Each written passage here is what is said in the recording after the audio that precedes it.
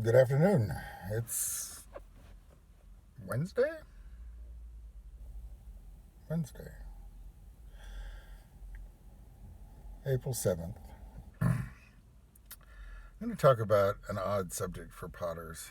It doesn't come up for beginners generally, but that's the realm of the funerary urn. So, the lidded jar to put the ashes of the deceased in. And I suppose these days that could include cremated pets. But it's an interesting challenge. The lidded jar in itself is, certainly not for beginning potters. Uh, getting the lids to fit properly and getting the whole thing to look right is quite difficult. But then you get the emotional issue of the fact that it's going to be somebody's final resting place. Personally, I've done 4, as I recall. So the first one, I knew the deceased, knew the husband. Deceased really liked the color blue. It was in grad school. We didn't really have a blue glaze available because we were shunning it. So I made something up and I made it too powerful, so it was black.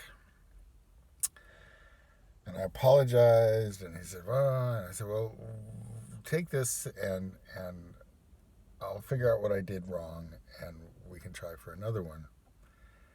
And then, however many weeks or months later, because I dawdled and had other things to do, he let me know that it was okay. Now, the black in that question was really just a really, really, really dark blue. So if you got enough light into it, it showed blue. But he got used to the jar, the urn, and even decided that it was probably better than what he had been envisioning. And I was like, oh, well, good, happy ending. The second one, the woman who was going to reside in the urn was the one who commissioned it. She was dying of cancer. And she had some ideas, and I had some ideas, and actually, she was very sweet about my ideas, but there were delays, and I got the feeling I would only see her every now and again that somehow she was waiting to see the urn before she died, which led me to sort of want to delay finishing the urn because somehow this urn not being done was keeping her alive. And ironically, she did die when the urn was in the kiln, and it turned out fabulous, and she would have loved it, and her husband was grateful, and so on. It was very odd, and that's one of the things I want to counsel is particularly when you know these people, it's it's much stranger than just making a coffee mug. So the third one is one I made for my father, and I really liked it. And then we got the thing of ashes. We haven't actually tried it yet. It seems a little small, so we may have to do the thing where we fill the urn and then somehow scatter the extra ashes. Um, he and my mom are out in California. I mean, he's since deceased, and so we haven't been able to do it because of the COVID. And then the fourth one is one I've done for a former sister-in-law for my,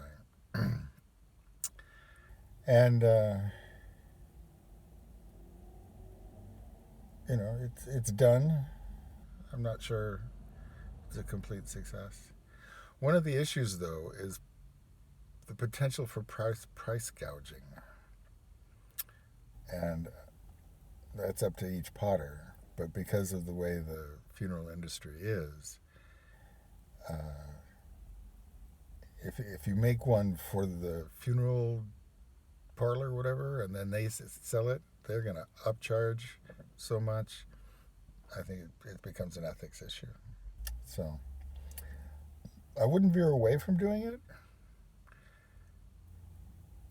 but you need to know as a potter that it's probably got more emotion attached to it than most projects. Have a good day.